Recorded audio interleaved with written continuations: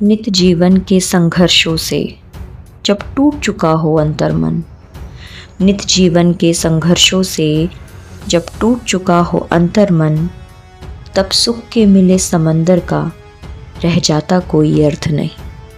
तब सुख के मिले समंदर का रह जाता कोई अर्थ नहीं। जब फसल सूख कर जल के बिन तिनका तिनका बन गिर जाए, जब फसल सूख कर जल के बिन तिनका तिनका बन गिर जाए, फिर होने वाली वर्षा का रह जाता कोई अर्थ नहीं। संबंध कोई भी हो लेकिन यदि दुख में साथ न दे अपना, संबंध कोई भी हो लेकिन यदि दुख में साथ न दे अपना, फिर सुख में उन संबंधों का रह जाता कोई अर्थ नहीं। फिर सुख में उन संबंधों का रह जाता कोई अर्थ नहीं। छोटी छोटी खुशियों के क्षण निकले जाते हैं रोज जहाँ, छोटी छोटी खुशियों के क्षण निकले जाते हैं रोज जहाँ, फिर सुख की नित्य प्रतीक्षा का रह जाता कोई अर्थ नहीं। फिर सुख की नित्य प्रतीक्षा का रह जाता कोई अर्थ नहीं।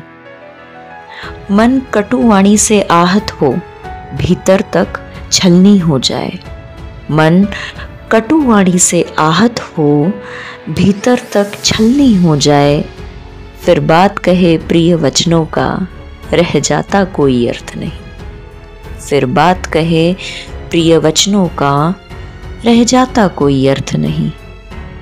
सुख साधन चाहे जितने हो पर काया रोगों का घर हो, सुख साधन चाहे जितने हो पर काया रोगों का घर हो, फिर उन अनगिनत सुविधाओं का रह जाता कोई अर्थ नहीं।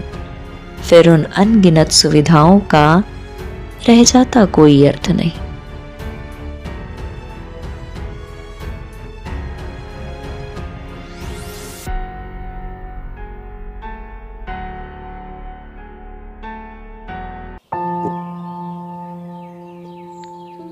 कोई अर्थ नहीं। यह कविता राष्ट्र कवि श्री रामधारी दिनकर जी ने लिखी है। यह कविता आपको जीवन की वास्तविकता दर्शाती है, जैसे आपकी जिंदगी का आईना आपके सामने रख दिया हो। दिनकर जी ने बहुत ही कम शब्दों में जीवन के अलग अलग पहलुओं की एक छवि दर्शाई है इसमें।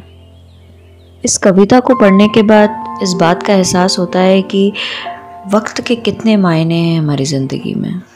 अगर वक्त पर सही चीज़ कर ली जाए तो बाद में पछताना नहीं पड़ता है। इसलिए वक्त को महत्व देना बहुत ज़रूरी है। अगर आप वक्त की कद्र नहीं करेंगे तो वक्त आपकी कद्र नहीं करता है और आगे निकल जाता है और हमारे पास बस पछतावा रह जाता है।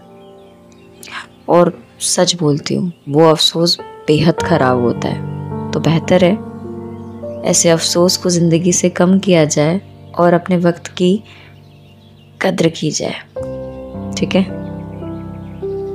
हाँ, मुझे पता है कि बहुत वक्त से मैंने आप लोगों के लिए कोई वीडियो पोस्ट नहीं करी थी, पर अब कोशिश रहेगी कि आपके लिए वक्त वक्त पर नई वीडियोस में अपलोड करूं, ये सिलसिला जारी रख पाऊं।